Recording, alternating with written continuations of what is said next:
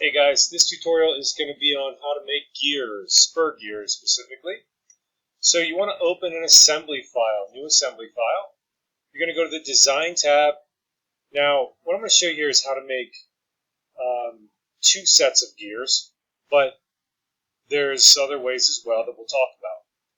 So if you want to make two sets, you're going to go to spur gear. Actually, you can make one as well. I'll show you what I mean. So we do have to have this file saved in order for it to proceed. Now, when I click on spur gear, this menu pops up. And don't let this be too confusing. There's a lot here to look at, but once you get used to it, basically you've got gear 1 and gear 2. Okay. Up here we've got the ability to change the ratio.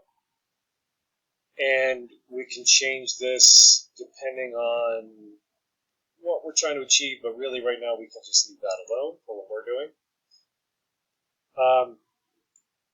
So if you want to make two gears on the screen, then these two drop downs need to say component. But if you only want one screen to appear on the screen, or one gear to appear on the screen, you can change this to no model, and it won't make that second gear. It'll only make the first gear. Let's leave it at component. Now, another nice thing here is if you don't see this down below, you can click on this. You may have to expand some things to see everything I'm seeing here.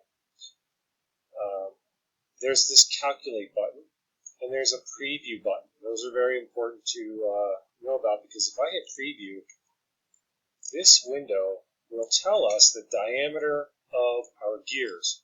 And you all need to match a certain diameter. You have to make your gear a certain diameter that you planned for. So gear 1's diameter, D, is 4.094. Gear 2's diameter, 5.827.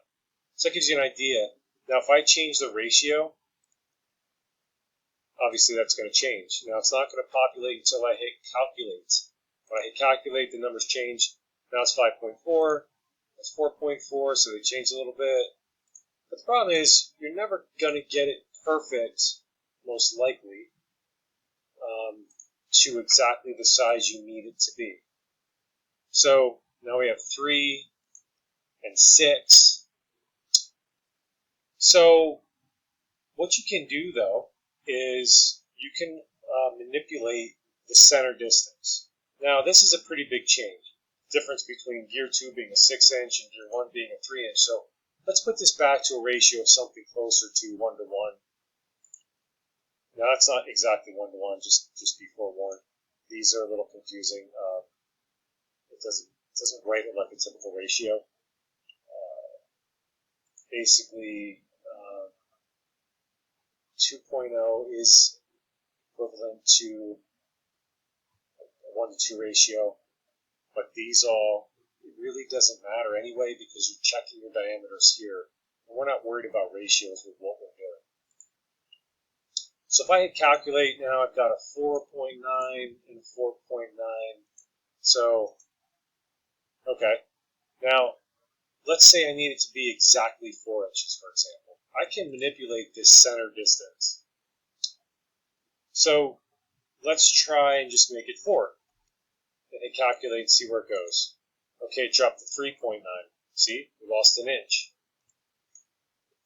All right, let's try a 3-inch center distance. That's the distance from the center of one gear to the center of the next gear. Okay, 3, 2.9. So we're getting closer again. So you can manipulate this and try and get it to where you want it to be exactly by changing the center distance. Now, let's say we're happy with this and say, okay, hit OK again. It is generating the gears, and there you have it. If I change my angle, you can see how wide they are. Now it did that for us. If I go back to spur gear, that width is called face width, and it's currently set to a default of 1. So if you want it to be skinnier or whatever, you can change that number as well. So that's just a good way to show you, one way to show you how to make two gears and how to manipulate their diameters using the ratio and the center distance. Go to preview and modify as necessary.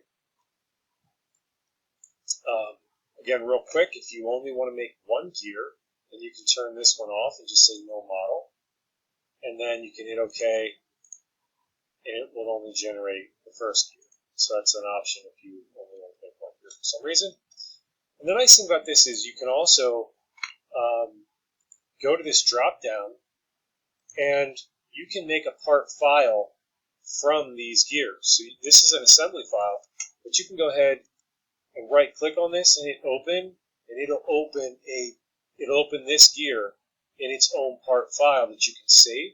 And I recommend that you do that if you're making gears in an assembly, so you have them as a separate part file that you can use later on for the assembly you're going to end up generating.